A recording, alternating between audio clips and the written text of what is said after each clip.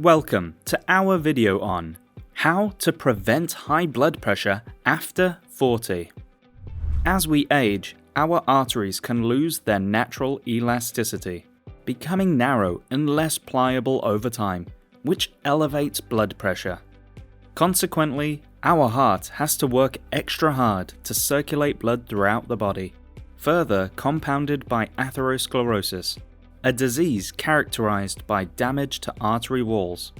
These processes happen slowly and often without any obvious symptoms, which is why heart disease is referred to as the silent killer. Unfortunately, it's often the case that heart attack or stroke is the first indication of a problem. So today, we'll explore practical steps to prevent high blood pressure after 40, including specific superfoods and a bedtime checklist that can not only improve blood pressure, but also overall quality of life. Plus, we'll show you how to get 2 heart-healthy free gifts. We guarantee both you and your heart will love them. Remember to click the subscribe button to stay up to date with our latest videos. We want to make sure you get the latest info so you can live a long, healthy life. And if you enjoy this video, hit the like button to help us spread the word. Okay, let's get into it. So, what is blood pressure? Blood pressure is the force exerted by your blood against the walls of your arteries. This force is necessary to keep the blood flowing, supplying your organs and tissues with the oxygen and nutrients they need. However, when this force becomes too high, a condition known as hypertension or high blood pressure, it can increase the risk of heart disease, stroke, kidney disease, and other serious health problems. That's the basics of blood pressure. Now, let's jump into the steps for healthy blood pressure after 40. Number 10. Aim for a healthy weight. If you're overweight, it may seem like a broken record each time your doctor advises you to lose weight. But the fact is, it's important. For people carrying extra pounds, losing weight is one of the best steps to bring blood pressure into a safer range. According to the US Department of Health and Human Services, losing even 10 pounds can lower your blood pressure, and losing weight has the biggest effect on those who are overweight and already have hypertension. Of particular concern is visceral fat, the fat stored around the belly and organs. This insidious fat doesn't just sit idle. It releases hormones that cause inflammation, hinder insulin function, and heighten the risk of various diseases, including heart disease and type 2 diabetes. For many people, losing weight is easier said than done. But stick with me, because throughout this video, we'll include some strategies you may not be aware of to enhance weight loss, make it easier, and have outsized impact. Number 9. Get regular sunshine. Embracing sunshine is not just about enjoying the great outdoors, it also plays a crucial role for health, particularly in regulating blood pressure. The sun is the best source of vitamin D. Studies have shown that individuals with low vitamin D are more likely to struggle with hypertension, arterial fibrillation, heart failure, and coronary heart disease. In fact, according to research published in the renowned journal Circulation, people with insufficient vitamin D have a 30 to 50% higher risk of cardiovascular mortality. A study conducted by Johns Hopkins University in 2012 found that sufficient vitamin D levels are associated with a reduction in C-reactive protein, which is a marker for general inflammation in the blood. C-reactive protein is associated with blood vessel damage, hypertension, and other disease. So anything you can do to reduce it can make a big difference. In a nutshell, vitamin D is an important component of managing blood pressure, and regular moderate sun exposure is the best way to get it. Enjoy those rays of sunshine, but do so in a mindful, balanced manner to avoid burning. Number 8. Limit alcohol.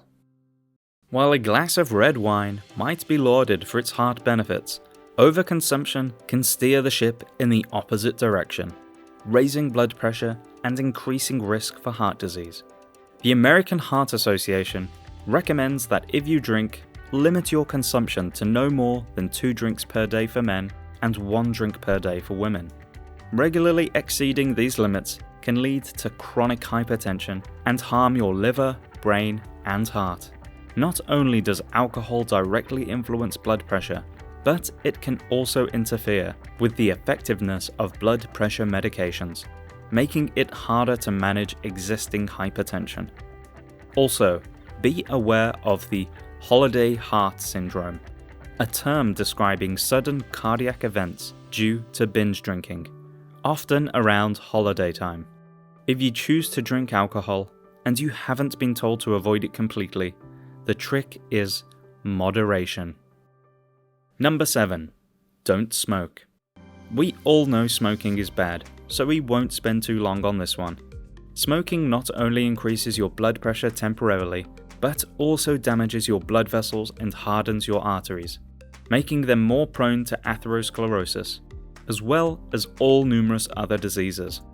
If you're a smoker, quitting is the best thing you can do for your blood pressure and overall health. Number 6. Manage stress. Chronic stress is a major contributor to hypertension. When we're stressed, our bodies release hormones, such as adrenaline and cortisol. These hormones cause your heart to beat faster and your blood vessels to constrict, which elevates blood pressure.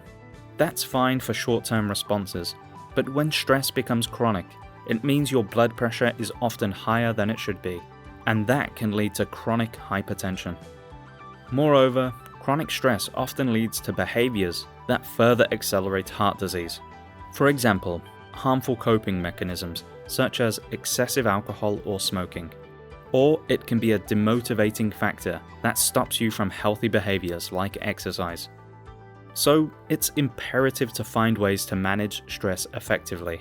There's no one-size-fits-all solution here, but some ideas include yoga, meditation, hobbies, and spending time in nature.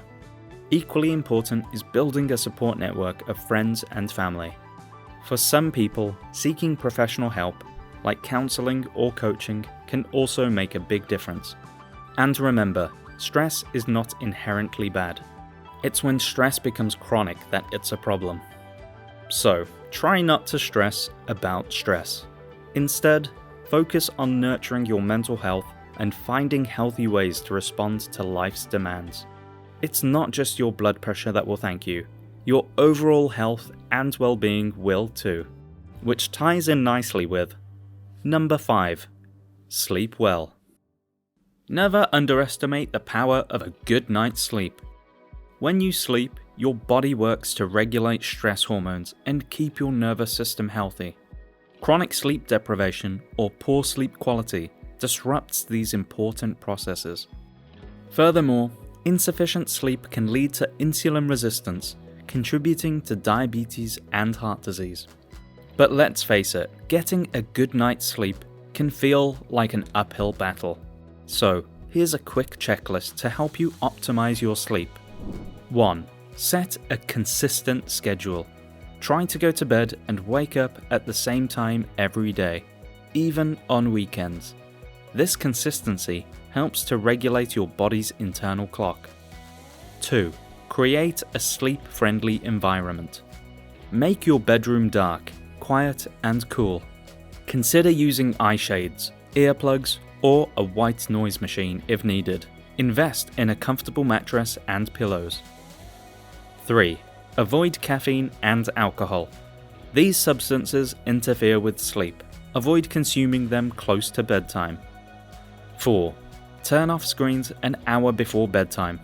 Digital screens like smartphones, tablets, and computers emit blue light, which inhibit the production of melatonin, a hormone that controls the sleep-wake cycle. By reducing exposure to blue light in the evening, you're encouraging a smoother transition into sleep. Remember, quality sleep is not a luxury, it's a necessity. By prioritizing good sleep habits, you'll be taking a crucial step towards keeping your blood pressure in check. Before we get to number 4, Heart Disease Code would love to give you a free book, The Surprising Truth About Fat and Cholesterol, plus the first episode of the untold story of heart disease, something that everyone concerned about heart health should watch. Click the link in the description below to claim these free gifts. Okay, let's get back to the video. Number 4. Consider physical therapy. You might be surprised to find this on the list, but physical therapy has been shown to significantly help in managing blood pressure. In a 2007 study, participants with hypertension underwent chiropractic adjustments and saw a marked decrease in their blood pressure readings. The decrease was so significant that it matched the effects of blood pressure lowering medications. The researchers believed that this was because certain forms of spinal manipulation can affect the nerves in the upper neck, which play a crucial role in regulating blood pressure. Apart from chiropractic care, there are other physical therapies you might consider. These include massage and acupuncture. Massage, for instance, can decrease the body's level of cortisol, not to mention reduce pain and help with relaxation. Acupuncture is a traditional Chinese therapy that involves inserting thin needles into specific points of the body. While the exact mechanism remains uncertain, it's thought that acupuncture might stimulate the release of neurotransmitters that help dilate blood vessels, thereby lowering blood pressure. Number 3. Be mindful of salt intake. If you've been given advice about lowering your blood pressure, chances are you've been told to cut down on your salt intake. That's because excess sodium can cause your body to retain water, leading to an increase in blood volume, which in turn raises blood pressure. The American Heart Association recommends that people limit their sodium intake to no more than 1,500 milligrams a day. That's roughly equivalent to 2/3 of a teaspoon. But unfortunately, most Americans consume more than 3,400 milligrams a day, over twice the recommended limit. Where's all this sodium coming from, you may wonder? Mostly from processed and restaurant foods. In fact, more than 70% of the sodium Americans eat come from packaged, prepared, and restaurant foods. Number 2. Eat well. The food we consume plays an instrumental role. A diet rich in whole foods like fruits, vegetables, quality proteins, and spices help to keep blood pressure in check. Processed foods and sugary drinks, on the other hand, contain high amounts of sodium, sugar, refined grains, and toxic fats, making them a disaster for your body. Certain superfoods are particularly beneficial for blood pressure. For instance, magnesium-rich foods like green leafy vegetables, legumes, nuts, and seeds help to relax blood vessels, thereby reducing blood pressure. Potassium found in bananas, avocados, and oranges help balance out the negative effects of sodium. Beetroot is high in nitrate, which the body converts into nitric oxide, a molecule that dilates blood vessels and reduces blood pressure. We've covered many foods for reducing blood pressure and heart disease in our other videos, so check them out for more information. But for the scope of this video, focus on whole foods. Eat colourful fruits and vegetables, which signifies high antioxidant content, and stay away from refined grains, sugar, toxic oils, and processed foods. Which brings us to number 1.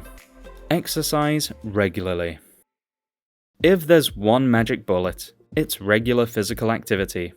Exercise keeps blood vessels flexible and open. Furthermore, a stronger heart can pump more blood with less effort.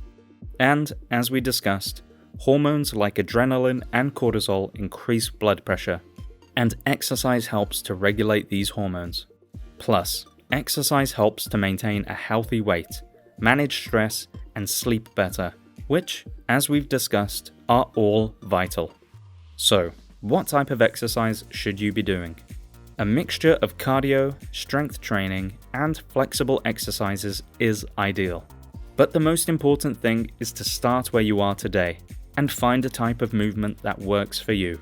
Cardio exercises like walking, running, cycling, or swimming promote a healthy cardiovascular system. Strength training, on the other hand, builds muscle, which has a big effect on weight and blood sugar control, as stronger muscles continue using energy even after you've stopped working out. Finally, flexibility exercises, such as stretching and yoga, are great for reducing stress and improving circulation, as well as improving balance and stability. Just be sure to check with your doctor before starting any new exercise program, especially if you haven't been active for a while or have any health concerns. Listen to your body, start slow, and gradually increase the intensity and duration of your workouts as your fitness improves. So, there you have it. 10 key steps to prevent high blood pressure after 40. Number 10. Aim for a healthy weight. Number 9. Get regular sunshine. Number 8. Limit alcohol. Number 7. Don't smoke. Number 6. Manage stress. Number 5. Sleep well. Number 4. Consider physical therapy. Number 3. Be mindful of salt intake. Number 2. Eat well. Number 1. Exercise regularly. Let us know what you think, or if you have any tips to share. Leave a comment and share it with others in the Heart Disease Code community. If you enjoyed this video, please hit the like button to help spread the word. And remember to get your 2 free gifts: The Surprising Truth About Fat and Cholesterol, and the first episode of the untold story of heart disease. Just click the link in the description below to get them. Click the subscribe button so that you can stay up to date as we release new videos. Thank you so much for watching. We hope you have a happy and heart-healthy day.